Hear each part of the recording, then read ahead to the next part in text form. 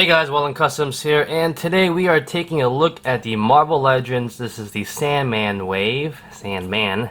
This is the Green Goblin. Looks pretty cool. You do get some Build-A-Figure pieces. And take a look at the back right there. And something I do want to notice and point out. Look at that arm. Look at that bent arm. Don't you love it? Alright guys, so here is the Green Goblin out of the box. He might be a little wet because I had to fix that arm right there. But yeah, so here he is. Taking a look at the accessories, he does come with two heads for the Sandman wave. If you're going to build that figure.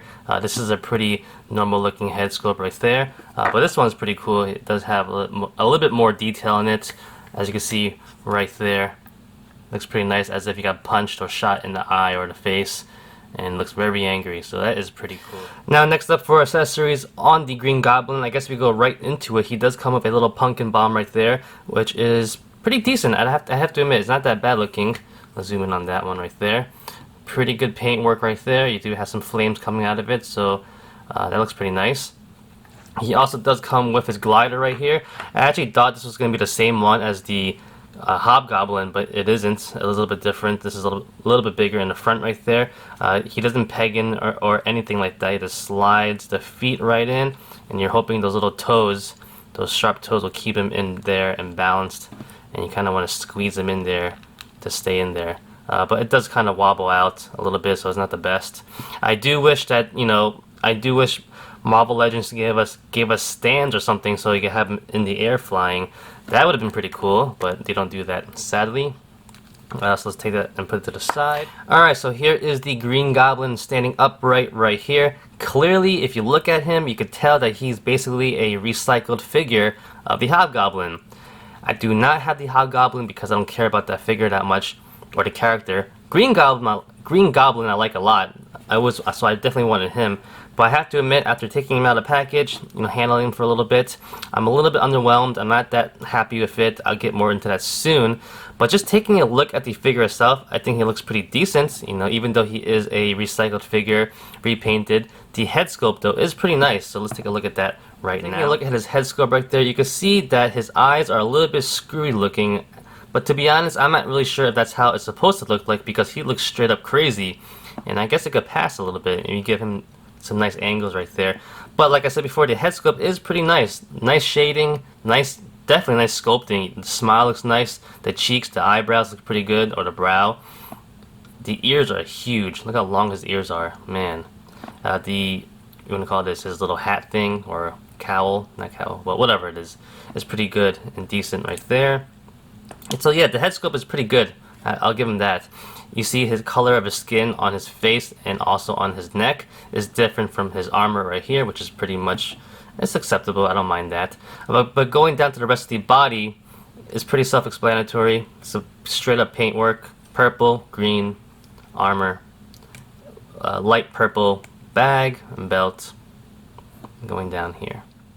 Alright, so going straight into why I don't like the figure is probably because of the quality control. It just feels like they repainted it, threw the figure together, and threw him into the line to get some more Spider-Man villains.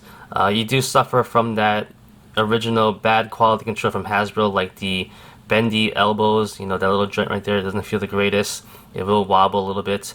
Also, the legs don't go in all the way. I mean, they do go in all the way, but they feel, I don't know, it feels hollow, it feels cheap. That's the only thing I can say when I feel this figure and handle him. But, he definitely looks pretty good, so I have to give him that. I mean, you can still bear with it. You won't mind it, maybe. But we get into Articulation, and it kind of brings me over to the side of not liking this figure even more. Alright, so going into Articulation really quickly, he does have a ball jointed head that's pretty good when it comes to pivoting. You see how weird he looks right there. So it goes left and right and pivoting, turns left and right, no problems there.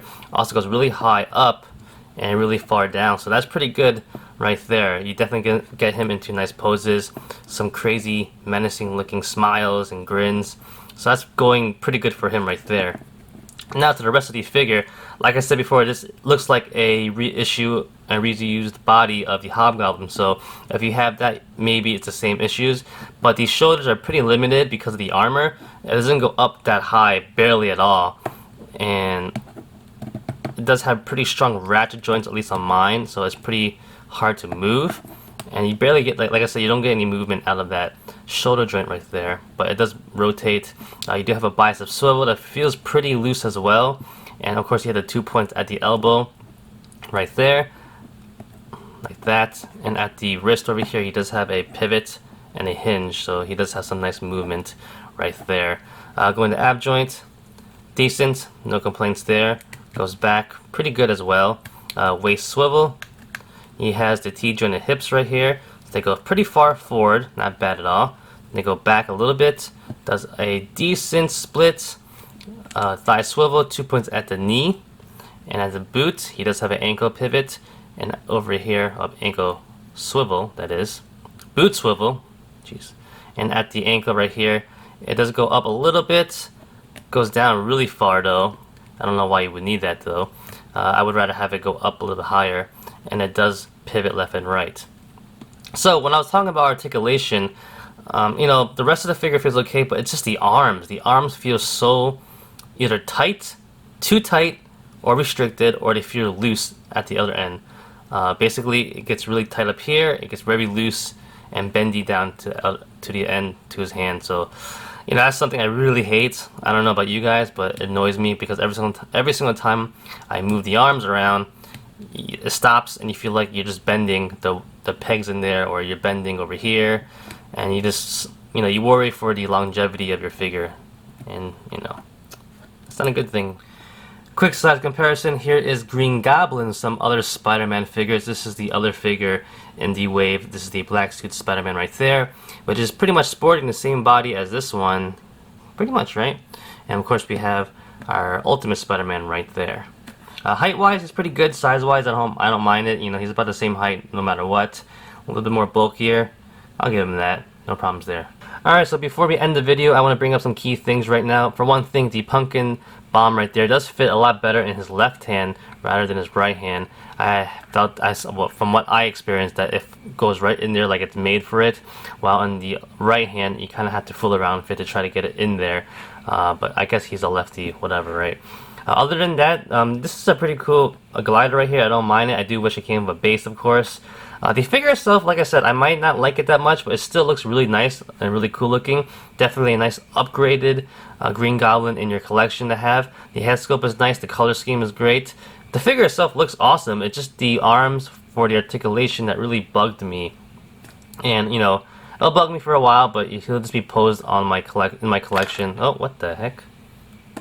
Oh, that is weird. Yeah, so he'll just be posed in my collection, and I'll just forget all about it. But yeah, quality control, guys. I don't even know how that happened. It just fell right out. So other than that, guys, that's about it. Do you like the figure? What do you think about it? Do you have the Hobgoblin, and do you have any issues with that one? So, other than that, guys, thank you for watching. Like always, comment, criticize, subscribe, do whatever you want to pay attention. Follow me on Facebook, Twitter, and Instagram. Go to wildlandcustoms.com. If you like the video, give it a thumbs up. Peace.